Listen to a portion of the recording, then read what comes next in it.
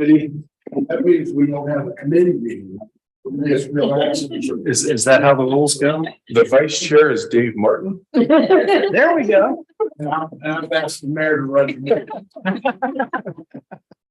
So, my honor. All right, so we are gonna go ahead and, thank you. We're gonna go ahead and get started. If we could start with the roll call, please. Mayor St. John, Here. Mrs. Cooper. Here. Mr. Capel, Here. Mr. Martin, Here. Mr. Grumney. Here. Mr. Neff. Here. Present, and Tim Ghost is absent. All right, we had a meeting a year ago. Would anybody like to approve the minutes from December 21st, 2022? Motion to approve. Motion to approve, Dave Martin. Second, Second by all of us. Councilwoman Cindy Cooper. Discussion. Roll call. Mr. Martin, Yes. Mrs. Cooper. Yes. Mr. Capel, Yes. Mr. Grumney, Yes. Mayor St. John, Yes. Mr. Neff, Yes. 6 yeas. Right, on the new business, we have an item titled Investment Policy Proposed Update. I assume Ms. Steffen. Yes. Thank you. Thank you. I would like to take the time tonight to discuss Sunbury's investment policies and practices. I feel like the time is right to do that, given the current environment financially and where we currently have our cash balances sitting right now. Cash typically should be sufficient to cover day-to-day operations. For example, payroll costs and operating costs. And historically, Sunbury has been sitting on an overabundance of cash. If you go to page 23 of your packet, I have some tables and some graphs that I'd like to bring to your attention. Could I ask a quick question before you say that? Yes. Covering day-to-day operations for what length of a period of time?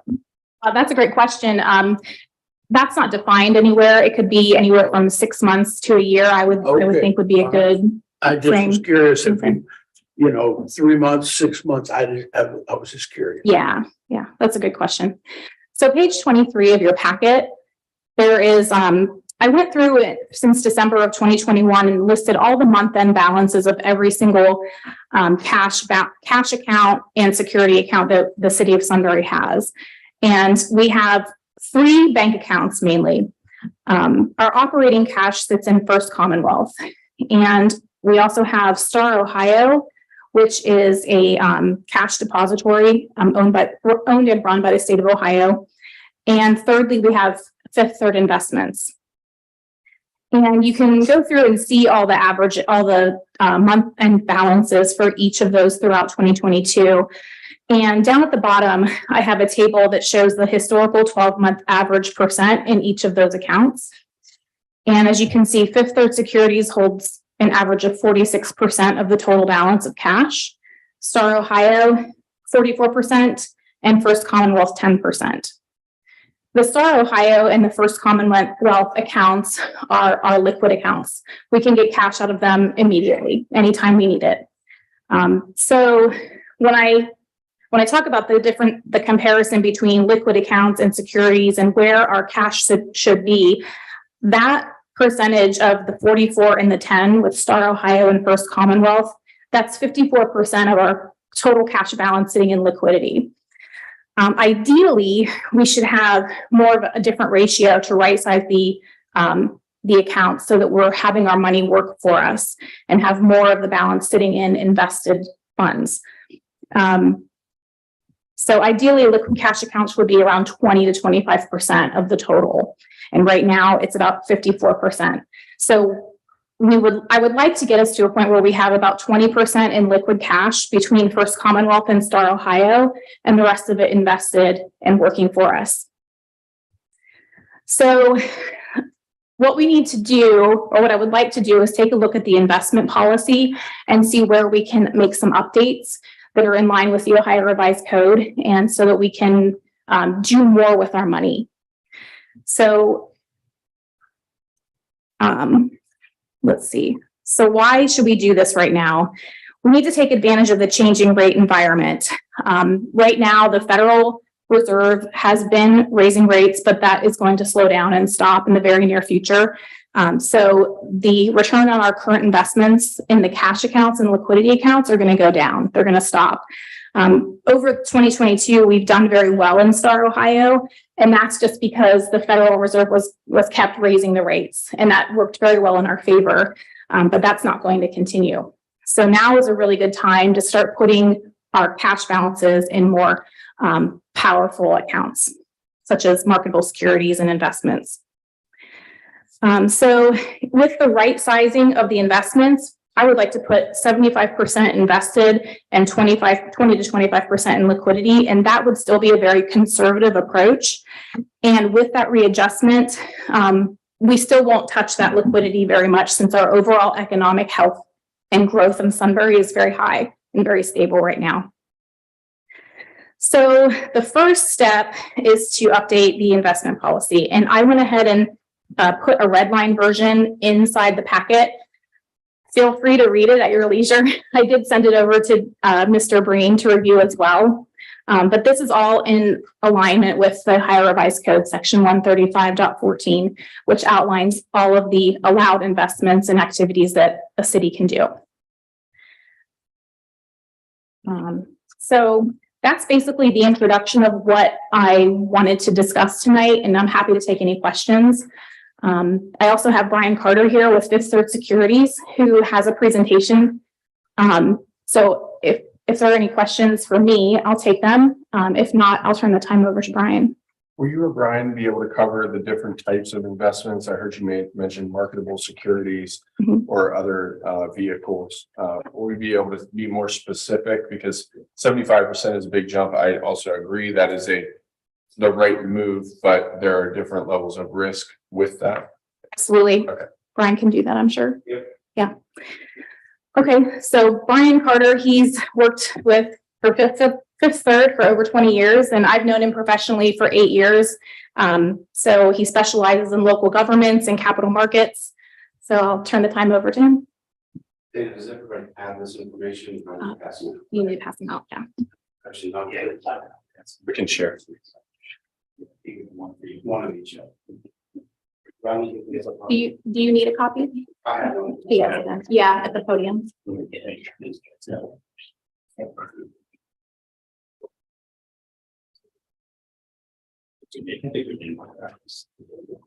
you. Thank you. Thank you, dear.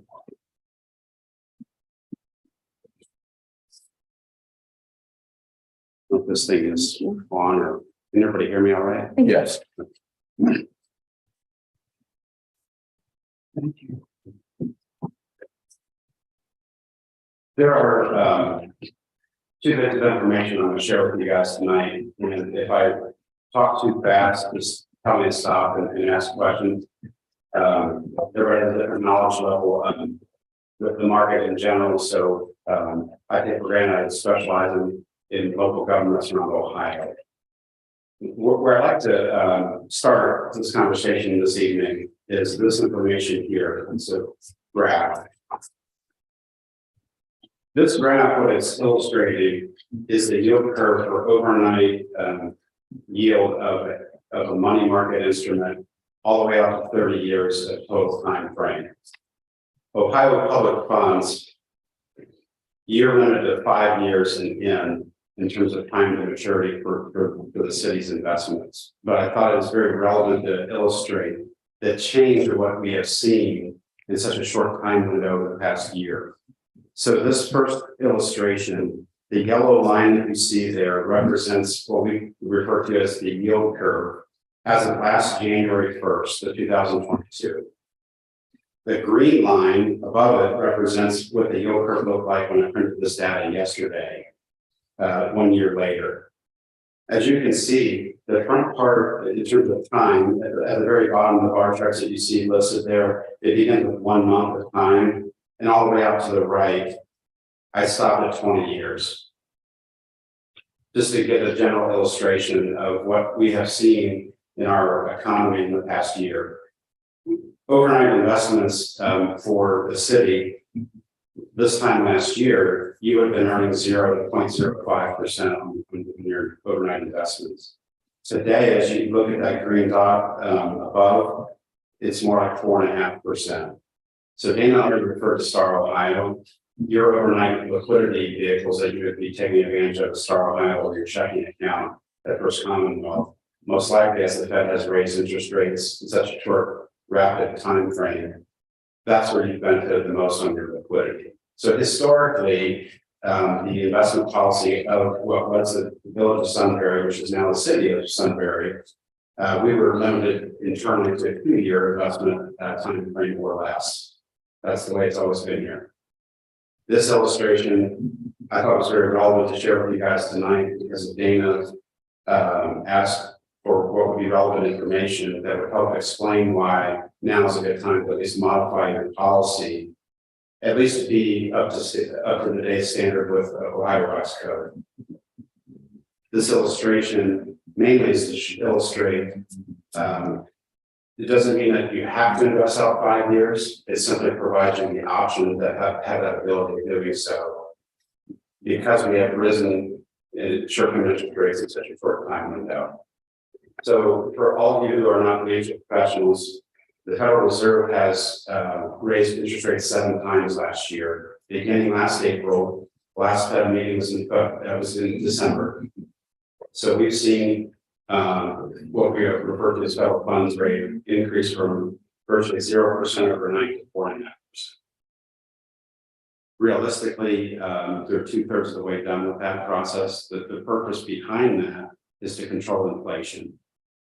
The desired time for this to happen is within this year. Realistically, they're wanting the targeted inflation rate to be 2.5%. Does anybody have any questions on that first graph of the change? It'll all make a lot more sense as I finish page 2. I think you mentioned our existing policy did not allow us to place investments for greater than 2 years. Correct. Yes. It's always been that way. Ohio Revised Code was modified well over 10 years ago to allow up to 5 years. It used to be 2 years.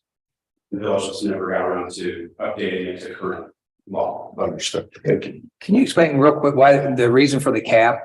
Why there is a cap on it, the years? Cap of Like 2 or to 5? Like what's the reasoning behind putting parameters on that? You're saying that you can't invest? Can you explain what the 2 years or the 5 years is then? Maybe I'm just not. Yeah, so Ohio Revised Code 135.14 is what we have always referred to. That's the actual statutory law that any local government or school district in Ohio has to follow. Regardless of the type of investment, which Mayor asked me to walk through that, I'll do that in a moment. Time to maturity, regardless of the type of investment you're buying, state law requires you to have all of your investments be at 5 years of final maturity or less. It's really designed to supplement your budgetary needs, where you're not really taking undue market risk of the monies that taxpayer monies that you're stewards of until you have in the end, a purpose for the money. I actually had somebody explain it to me one time that said, if you can invest municipal dollars for 25 years, you're charging too much taxes. Makes sense. This next illustration is basically to share with you what that first graph, what it was illustrating. What this is telling you is right now, the 2-year treasury yield is 4.07%. The 3-year right below that's 3.71%. The 5-year is 3.42%. The 10-year is that 11/15 of 2032, it's 3.36. And then the 20 and 30-year treasury yields are listed right below that, 3.65 and 3.53. The reason why I wanted to share that with you is if you notice anything there, you're probably wondering, why is the 2-year yield higher than any of the other, the further out in duration that you go? Well, that is simply because the rapid pace the Fed has raised Fed funds in such a short time window. The short end of the yield curve pays the most amount of yield right now. We refer to that as an inverted yield curve. And typically, if history repeats itself, the longer you have an inverted yield curve, it typically does lead to economic recession. I think this administration would like to avoid that at all costs.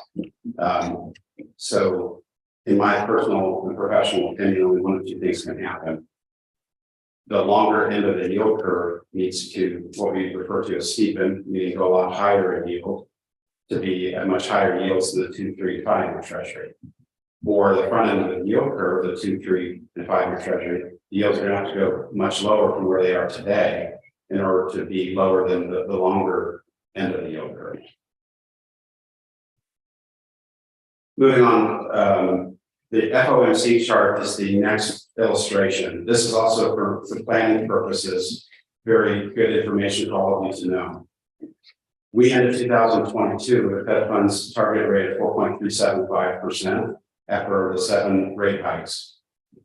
What this is illustrating is the target Fed funds rate for 2023, 24, and 25. Well, if this holds true, what this means is the Fed realistically at the next meeting in February will likely raise a quarter of a percentage point to half a percentage point again to where we fall somewhere around 5.125%. Looking forward though to 2024, look what happens. It's a full percentage point lower. And then 2025, a full percentage point lower from there.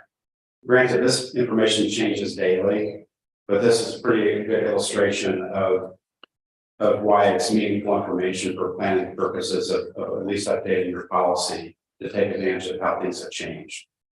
The targeted growth rate is 2.5%. So we have a little ways to go yet before inflation is where the Fed wants it, but we are headed in the right direction. The last illustration listed here is the exact same information as what I already talked about, but the difference is it's dating back to November 2nd. If you look at the exact same yields, they're a lot higher than where they were yesterday.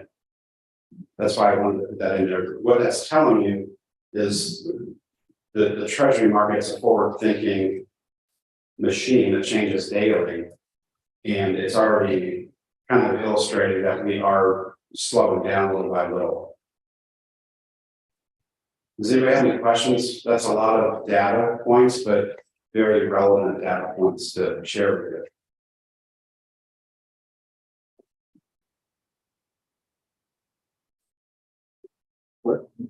No questions yet? The important thing to realize though is short-term interest rates shouldn't be longer than longer-term interest rates. So from a borrowing perspective, at some point, the city is going to have capital projects that will cost money. You would pay for out of cash and operations from an existing budget or issue debt, long-term debt to pay for that. So from a borrowing perspective, this is also relevant for you guys to see that yes, rates are higher than they were a year ago, but when you look at the long term, it's still pretty affordable from a borrowing perspective over the long haul.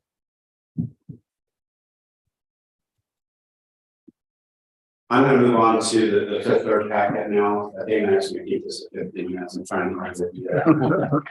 But definitely ask me questions because it's a lot of information. I'm happy to be here to share with you. This is your holding dashboard report. I email this information to the finance office once a month. So anytime you have any questions about what has happened in the past, we store all of this information dating back 10 years. This holdings dashboard report, I'll start in the upper left-hand box. The pie chart illustrates what comprises the current investments of the city. Currently, most of the city's investments have been in certificates of deposit. Certificates of deposit are FDIC insurance up to $250,000 per bank per tax ID. We have treasury bills. Treasury bills are the absolute safest investment that exists in the world. They have the direct backing of the U.S. Treasury. U.S. government debt. They have the implied backing of the U.S. Treasury. The Ohio Revised Code was designed to protect taxpayer money that is invested. The intention of investing is to hold any investment through its stated maturity date. So the Ohio Revised Code limits you to investments that if you do that, your principal's protected. At the current time, this upper right-hand box is illustrating the duration of this account. If you look to the far right, is 0.66. That's essentially 6 months of time frame. Duration is a measurement of time and interest rate risk combined together. That basically it illustrates if you have duration average of 6 months, half the city's investment is maturing inside of 6 months' time, half of it's longer than 6 months' time. So given you guys historically have had a 2-year final maturity constraint, your duration average has pretty much always been right around 1 year. The current average book yield of this portfolio is just shy of 2%. That was as of 12/31. It's slightly better than what this is showing here today. So rates have come up a little bit. Star Ohio is 4.5%. So this account, that's laddered where the significant portion of this investment portfolio, the bottom right-hand bar chart, is illustrating how much of the city's investments is invested to slightly mature 0 months out to 1 year, and then 1 year to 2 year. And at the current time, 6.2 million of the 8 million is slated to mature inside of 1 year's time. So any investment in this portfolio that the yield would be lower than what has happened in the last 6 months with all the Fed hike increases, you will capture that due to the fact that so much of it's invested in very short duration. The bottom left-hand bar chart, this is describing how much of the investment portfolio is callable versus non-callable. The issuer of the types of investments that you're allowed to purchase via Ohio Revised Code, some investments are created that are refinanceable by the issuer. That's what they mean by callable. In a rising interest rate environment, most of the time, if you own a callable investment, the investment would not be called by the issuer because they can't refinance that debt at lower yields. Your portfolio has 6.8 million out of the 8 million non-callable. So from a budgetary perspective, you want more of your portfolio to be non-callable when rates are falling. So as Dana begins to reinvest this money that has been laddered over a period of time that she has inherited as the new finance director, our objective would be, from a budgetary perspective, knowing that market conditions are eventually going to change as rates drop, we want this portfolio to be, from a budgetary perspective, very predictable. So you want more non-callable yield. Does anybody have any questions on the stat board? Mayor, let me run through, since you asked the question before I went into the economic data. Ohio Revised Code, there are basically 6 types of investment you're allowed to invest in by law. Your day-to-day banking relationships with First Commonwealth Bank. Within First Commonwealth or any other bank on the square, you have access to checking accounts and savings accounts. So that's the first type of permissible investment by law. Any monies that's at a community bank or a regional bank like my employer, the funds have to be fully collateralized. Collateralized deposits for your funds, your liquid funds. Essentially what that means is the financial institution holding your money, they set aside assets of the bank that they provide you as collateral so that if the bank closed its doors tomorrow, the city of Sunbury's money would be protected. You would have access to it. Okay. So from there, what are your options for investments? You have Star Ohio, Dana's already mentioned, that's overnight liquidity, it's daily liquidity. From there, you have marketable securities, which is what there has been utilized for over the years. Certificates of deposit is one of the options. The FDIC is up to $250,000 per bank per tax ID. So within your investment account, we would have several individual certificates of deposit that would be $250,000 or less in order to keep the money fully insured. Whereas at First Commonwealth, if you ask them for a CD, they have to collateralize it. You have treasury securities. Treasury securities are the safest investment that exists in the world. We auction them as a government every month. It's ongoing. That's how they keep the lights on for all of us in this room. So you guys are limited to 5 years or less. Treasury bills are limited to 1 year and less. Treasury notes are anything longer than 1 year, but shorter than 5. Government-sponsored enterprises are the U.S. government, part of your pie chart listed. Government-sponsored enterprises consist of Federal Farm Credit Bank, Federal Home Loan Bank, Fannie Mae, and Freddie Mac. All 4 of these entities have the implied backing of the U.S. Treasury. So as a governmental entity investing in debt being issued by a government-sponsored enterprise, they're issuing debt to finance their day-to-day operations and financings.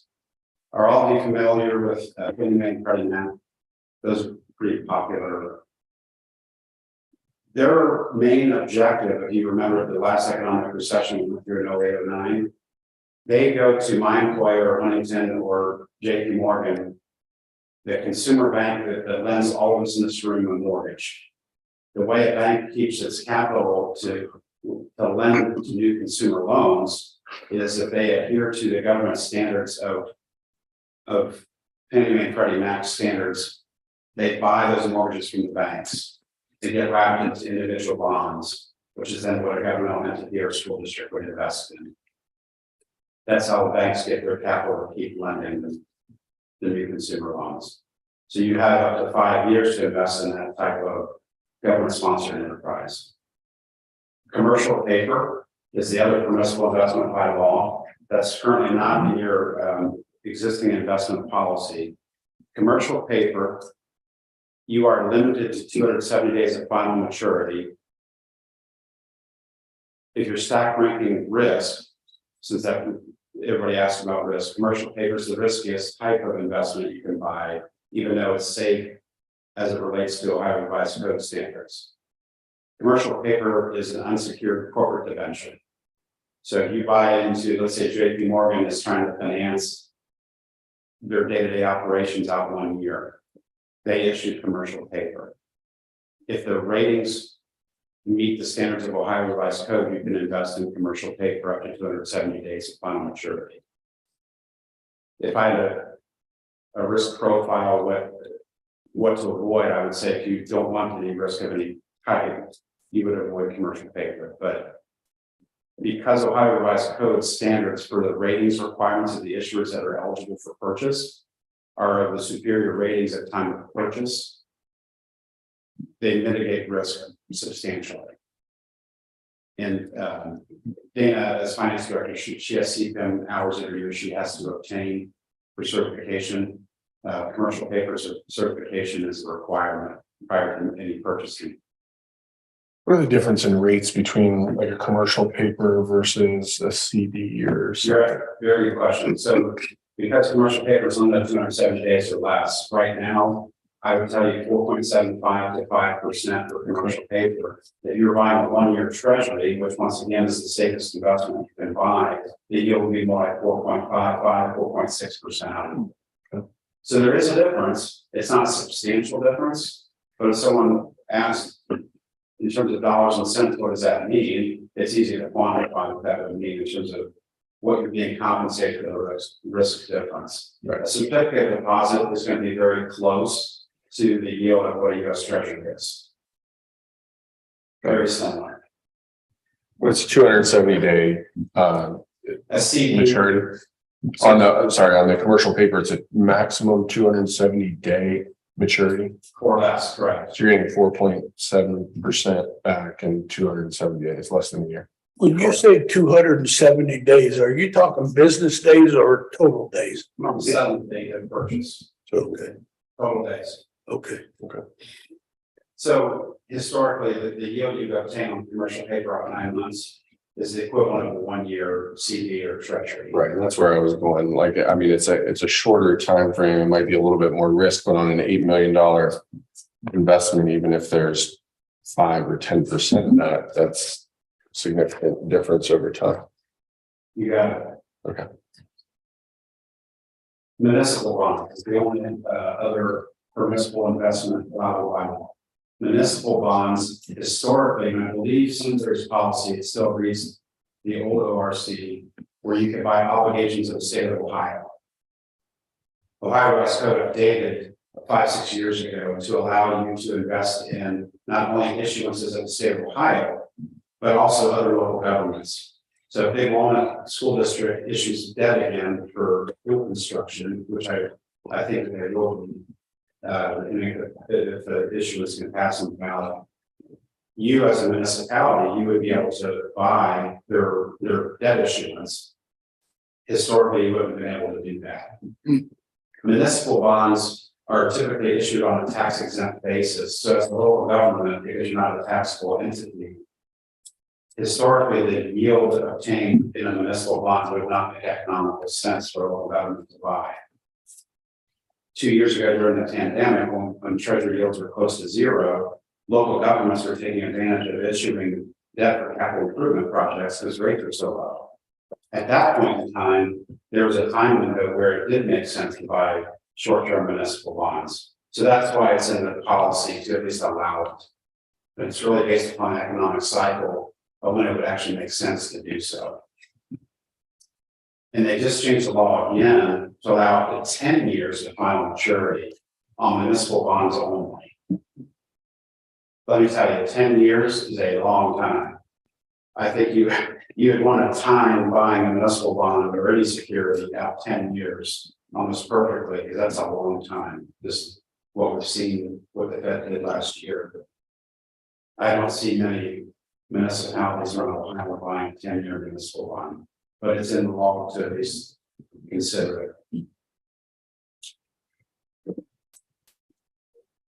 The common denominator of the eligible investments is safety of principal.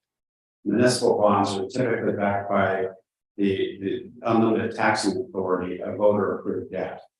So in Sunbury, for example, if Big Walnut Schools goes back on the ballot for bond construction, if the taxpayers approve that, regardless of what happens with future valuations of real estate, they now have the taxing authority with the county auditor's office where they're going to collect enough millage to pay that debt service of that amortizing bond issuance over a 30-year period. So if you are an investor in that, you have the backing of the unlimited taxing authority of the issuer, very safe. Okay, treasuries, once again, the safest investment that exists. Certificates of deposit, FDIC insurance, as long as you're under $250,000 per bank. Then government-sponsored enterprises, you have the implied backing of the U.S. Treasury. So the common denominator is anything permissible by law. It's designed to protect the principal investor. The only time you really have undue risk, so I'm asked this on a frequent basis, is Brian, what happens if we liquidate our investments and want to reinvest at current market yields?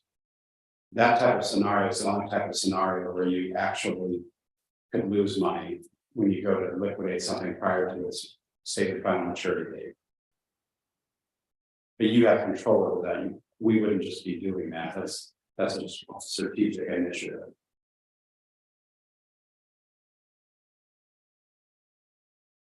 Mayor, that was definitely a question. Probably was good to everybody to know that there's not many options. It's just really for the modification of the policy. My closing comment, I just wanted to say that the timing of what has happened to that yield curve that started with tonight, it's really giving you options more than anything, that before economic slowdown happens, whenever that may be, nobody knows. You're able to take advantage of having additional duration to work with, so you can hold on to that higher interest income for a longer period of time. So in layman's terms, if there was 100 different things that you could invest in, the Ohio Revised Code limits you to the 5-6 of the safest types. And we're talking about commercial paper being the riskiest, that is, it's not that risky. It's not Bitcoin. It's not Dogecoin. Can't dump it all into GameStop. Right. Yeah, to the moon. To the moon. Okay. Good deal. Thank you, Mr. Carter. Are there any other questions for Mr. Carter? Do you want to go through what we currently have on that statement real quick, or you can skip it if you want? What we're currently invested in. So I saw some of the fine institutions on there. So if you flip to page 2, it's labeled holdings report. Once again, we supply this every month. That's always available via PDF file. These certificates of deposit are in sequential order by maturity date.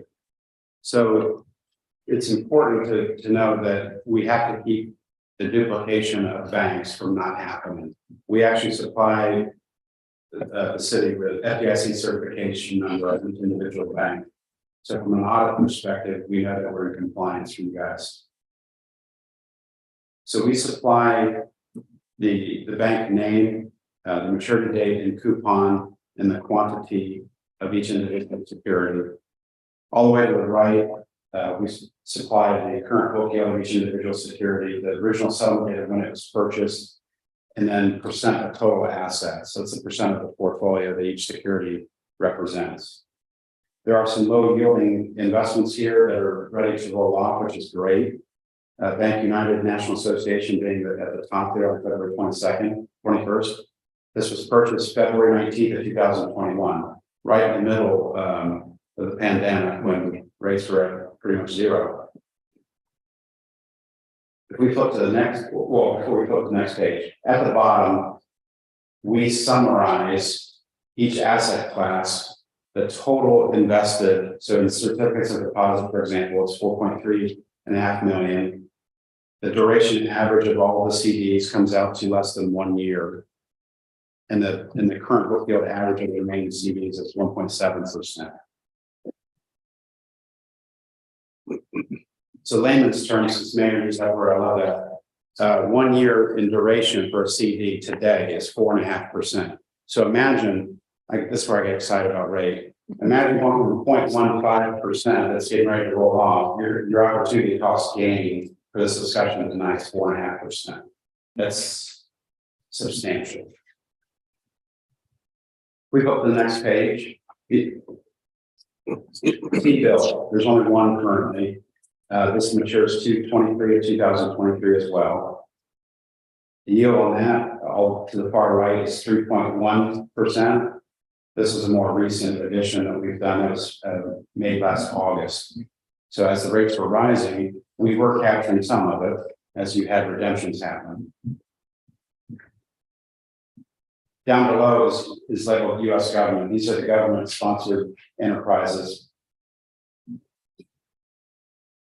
Here you have $2.2 million worth. The duration average is 0.5. Essentially, it's 5 months. And the book yield average of those is 1.28%. So the good news is within 2023, anything that was added this time last year through the pandemic is all going to be rolling off one by one. And then at the very bottom of the page, in summary, it's taking your 7.9 million cash cost basis, and it's giving you the average duration of the portfolio of 0.66 and the book yield of 1.97%, which is what was on the dashboard.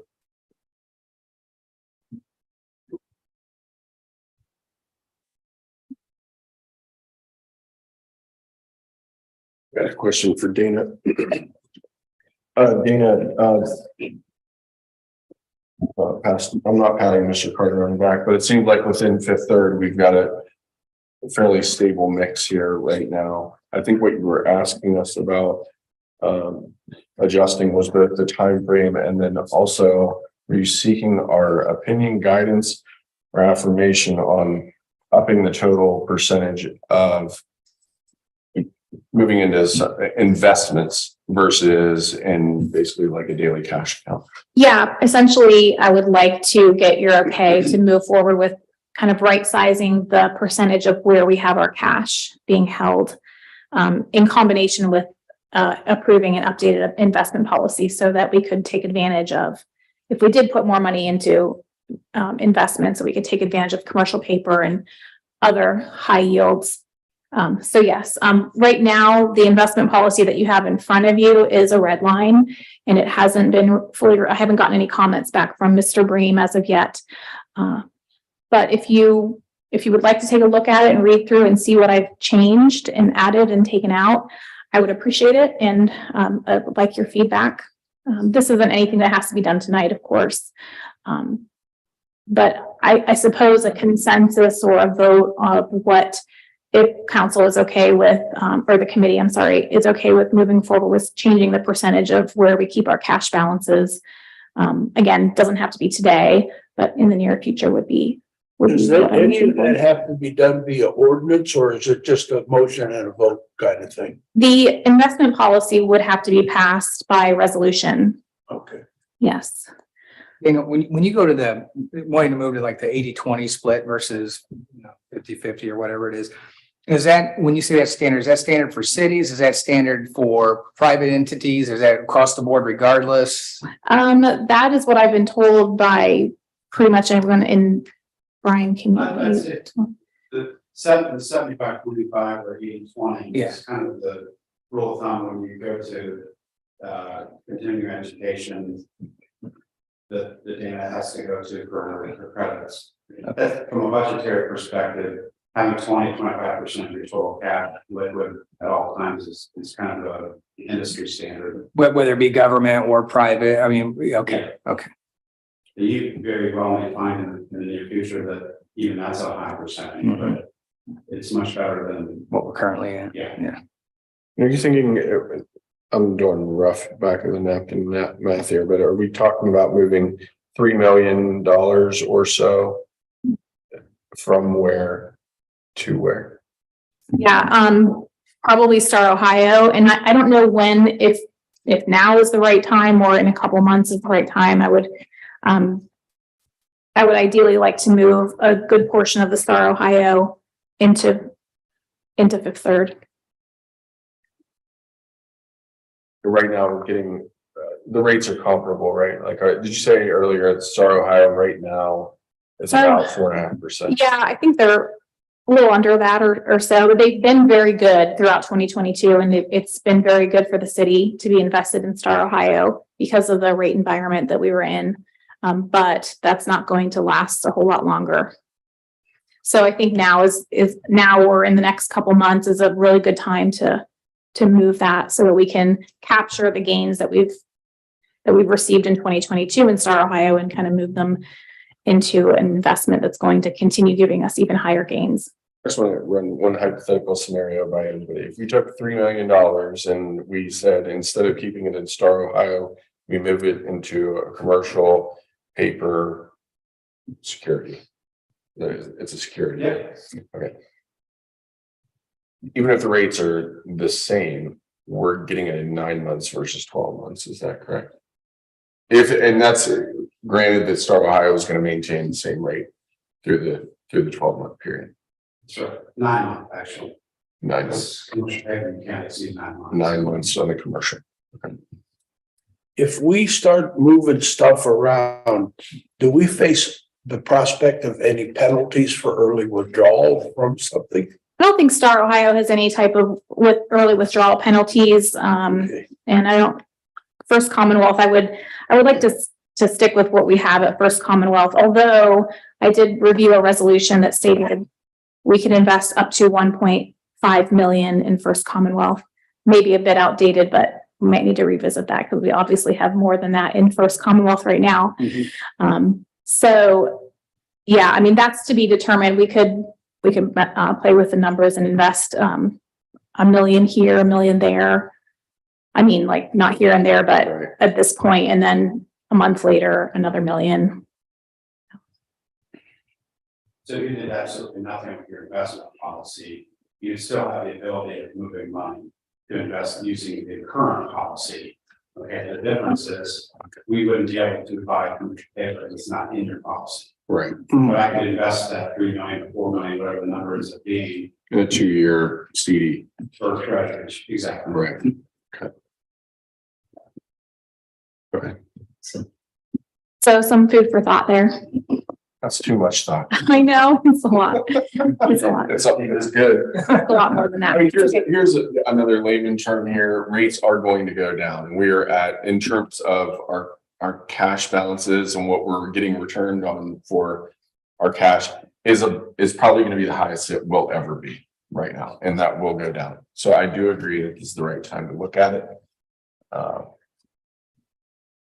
I'd like to just maybe at next month's meeting, run through some scenarios, different options, like you mentioned, at different points, what decisions we should be looking at. Very good. And if you look at the cash balances that I've provided here, the raw data there, you'll see that the trend has been, we're accumulating cash. Right. So we're getting more in than we can spend, which is good. On record. Thank you, Brian. Thank you. Appreciate it. Thank you. Nice meeting you all. Nice meeting you too. Nice meeting you. You can tell you've been in the field for 23 years. Sleep and dream about this stuff, I bet. Or we're on to unfinished business, monthly financial reports. Yes. For the monthly financial reports, I went ahead and I compiled all the reports that you're typically used to seeing in your packet. So you have the fund balances, the year-to-date, month-to-date expenses and revenues for all of 2022. So that is in your packet. I also prepared a 2.5-page analysis of what we've done in 2022, where the city of Sunbury has landed. And I'd like to go through that relatively quickly, if you don't mind. So our income tax revenues, I have a breakdown of all of the different buckets where we collect our income tax. And the majority, 63.7% of our income tax collections come from withholding taxes. And these are taxes that are withheld by Sunbury employers. So all of the employers in Sunbury are required to deduct 1% of income from their employees' paycheck and remit that to RITA. And that's what that 63.7 represents. The dollar amount representing that 63.7% is down at the bottom of your page there. And in 2022, we had a combined amount of withholding alone of just under 2.5 million. The second largest bucket of income tax collections is the individual portion, representing 28.1% of total collections. This portion is for the individuals who live in Sunbury, don't necessarily work in Sunbury. They might work elsewhere or not at all. Well, if they don't work at all, they wouldn't have any income tax to pay. But these are people who live in Sunbury and are paying the 1% Sunbury income tax. So that's what that bucket is. And it's less than half of the withholding amount, as you can see. The third and smallest bucket of income tax revenue is from net profits. And these are businesses doing business in Sunbury, remitting their net profit income tax to RITA. In total, we collected 3.9 million in 2022. Let's see. So the income tax revenue, I provided a little history. I would like to, in the future, I'll provide more data, but I went back to 2020 for now to show you the trends on where income taxes are coming from and how they're trending year to year. The withholding tax has increased every year. pretty steadily since 2020. We've seen a 15% increase in 2021 and almost a 16% increase in 2022 just in the withholding taxes. So that's phenomenal. I can attribute that upswing to an increase in number of jobs and the pay rate in Sunbury and related economic growth.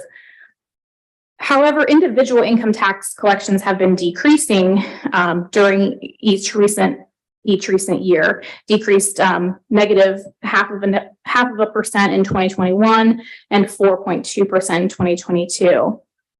Definitely going to be looking into why that is happening. Going to look into conversations with Rita and seeing if there's anything we can do. I'm sure there is, to look at why those individual numbers are going down. Were we on that trajectory prior to the last 3 years? I'll have to look at that data and provide that. I don't have the information right now. I agree with that, and I think where you're going, and I know this is like this for my employer. Last year was the first year that I could do employer withholding for my Sunbury address. So prior to that, you know, even though I was living here, they weren't withholding anything from my wages, and just until recently they started withholding. And I think that's probably going to become a trend, if it's not already, with the work from home.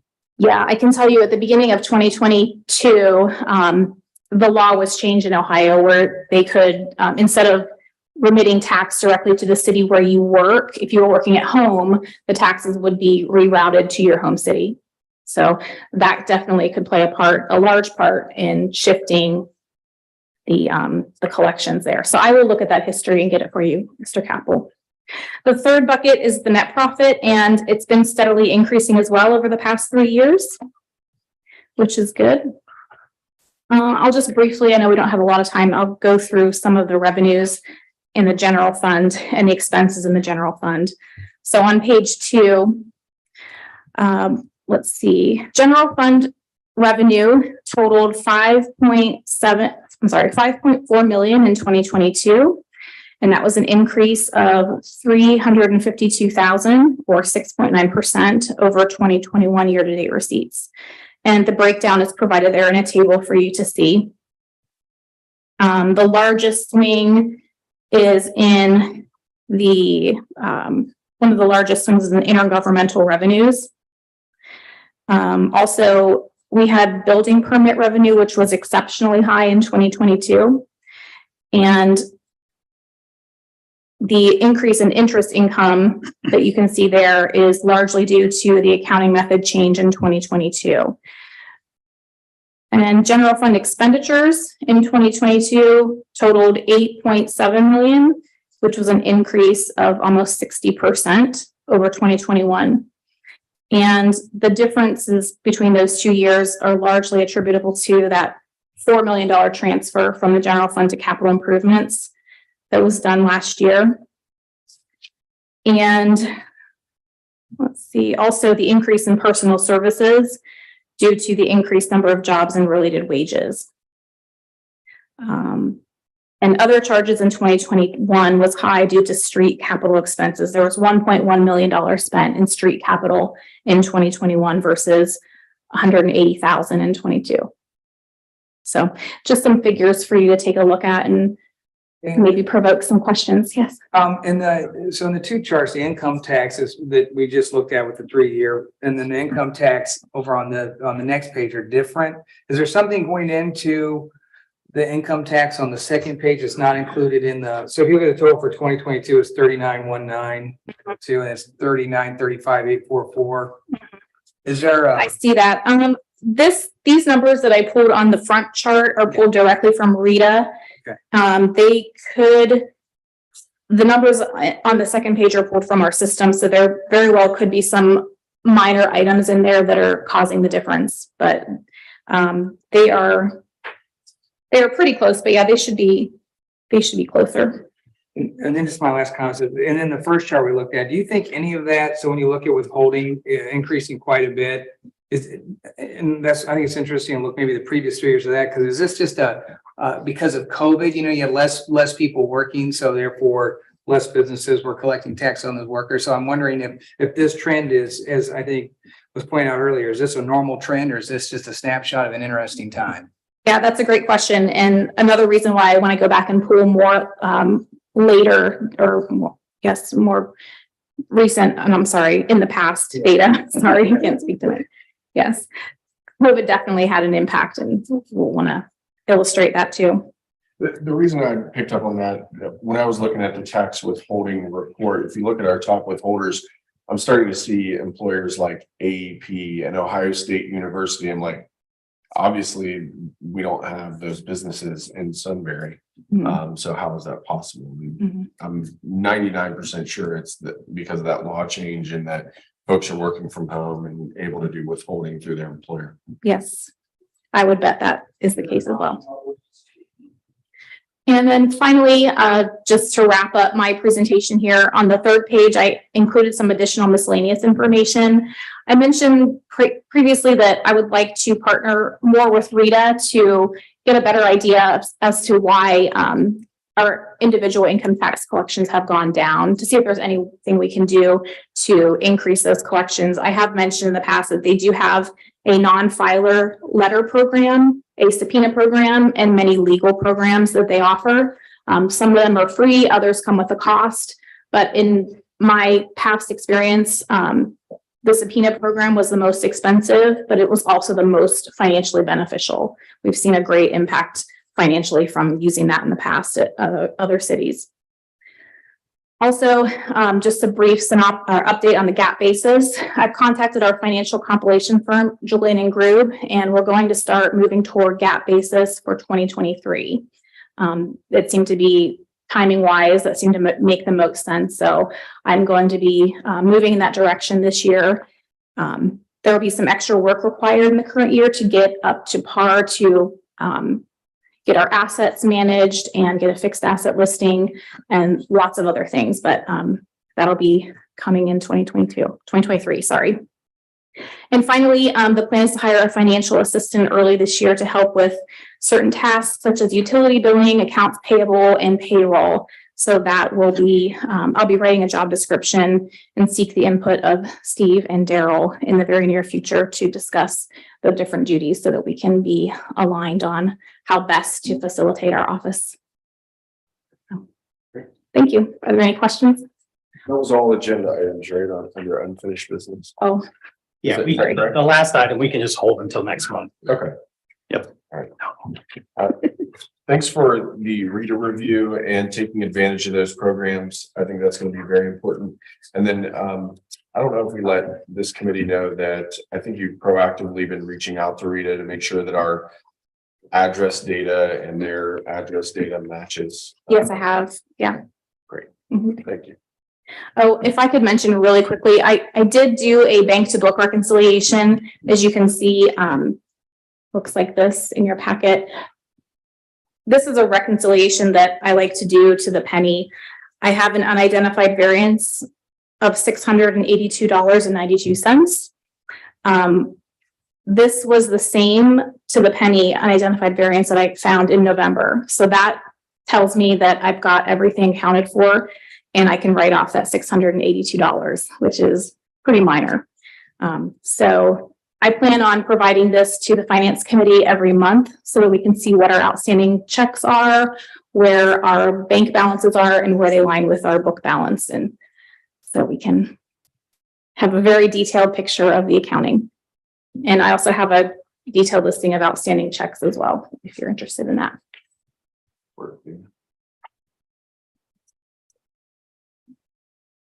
Dave, do you have anything? What's that? Do you have anything? I'm good. Would you like to adjourn? Motion to adjourn. Motion to adjourn by Councilman Martin. Second by Councilman Capel. Discussion? Roll call. Mr. Martin, Yes. Mr. Capel, Yes. Mrs. Cooper. Yes. Mr. Grumney, Yes. Mr. Neff, Yes. Mayor St. John. Yes. We are adjourned at 7:20. We'll be starting back in about 30 seconds. Anybody not here, don't bother coming back.